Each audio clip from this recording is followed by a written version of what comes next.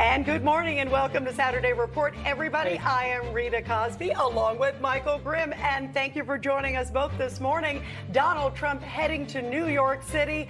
The former president expected to be arraigned Tuesday afternoon, days after the grand jury made its historic decision to indict him. Trump reportedly facing more than 30 counts related to business fraud. His campaign seeing quite a boost since Thursday. Reports saying that he has raised more than $5 million.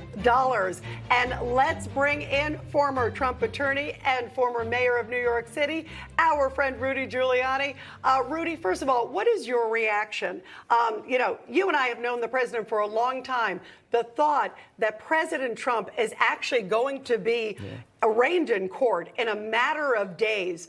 This is a monumental and also, I think, sad day for America. But your thoughts of this moment, the gravity of what's going to happen on Tuesday?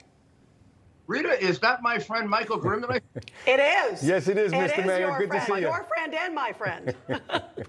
Well, I'm doubly pleased to be here. You know, Rita's my favorite. You'll have to, you know, you're my. I think, like many Americans, I'm in a state of shock. Maybe less shock because I've gone through so much with, all that craziness of Russian collusion. And guess what I can't believe, Rita and Michael, is how can they do it again? How stupid are we? It's like they make fools out of us every year. They come up with a new frame-up. I think you get to frame somebody once, God forbid twice. How about 4 or 5 times? Russian collusion. Oh, lie, paid for by Hillary Clinton. And if you look at Russian collusion, she committed the crime that Bragg is trying to charge him with, that he didn't commit. That's a great point. Mr. Mayor, maybe the audience sometimes forgets, but obviously you're known as the world's mayor. But let me ask you a question as an attorney. I think back to my days in law school, and I think my professors would have said to me, here's an example of what not to do. You were a very prominent prosecutor. This, as an attorney, must offend you on that level. Let's forget as an American and everything else. But as an attorney, what do you think about this? Well, I think at least in the Northeast with these woke bar associations, Michael, our profession is gone. I think it's on the other side, heading us toward communism. I mean, I'm suspended from the practice of law because I defended my client. That's all I did. I defended my client. They didn't like the way I defended him, so they suspended me. They never suspended people who represented axe murderers and terrorists and perverts and child molesters and who shouldn't be suspended. And it's their version that I'm not telling the truth. Well, every defense lawyer, according to, the other side, is not telling the truth. It's absurd, and I'm not the only one, so I shouldn't be complaining. I mean, they basically took away his right to counsel. They began monitoring my iCloud. You know the date that I began representing him. Didn't tell me.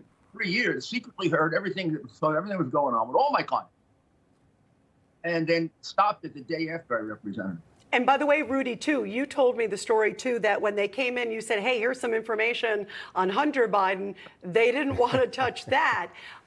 Don't you think this almost, as we were just talking, sort of creates a tit for tat? If I'm Hunter Biden right now, and especially with the GOP Congress, with the House looking into him, there's a lot to look into there. I would think that he and the president would be concerned, at least where the roads may go. You would think they'd be concerned that this would backfire on them. I mean, the reality is, Michael, when the agents came in, they're a bunch of young men and women. They're very nice to me. They're almost deferential. I had to kind of push them. And they took all my electronics, including electronics that belonged to other people who were left here. And they took the hard drive, but didn't know it, right? So they lined it up on my dining room table. I identified everything. Forget that. I deliberately put the hard drive in half. We get to the hard drive, and I said, now we get to something that can permanent. Their eyes lit up. And I said, it's Hunter's 2 hard drives. You want one with the child pornography, or would you like the one without? Wow. They said, no, we're not supposed to take that. We're not supposed. I think we have one. God, the poor kids. Okay, I'll keep the hard drive. Unbelievable. Mr. Mayor, it's sad. Some of it, at times is almost funny because it's so absurd. But let me just broaden this a second. You have been around the world. You have seen it and been there through a lot. How do you think ultimately this affects not only our legal system, but our country as a whole? What is this doing? I see it as tearing our system apart and destroying the fabric of our country. What do you see happening, and how do we ever recover from these shenanigans? Creates so much more division. That's a big question. That's a big question. And it's one that no one's afraid to, everyone's afraid to ask on that side. They're ruining the reputation of our great country.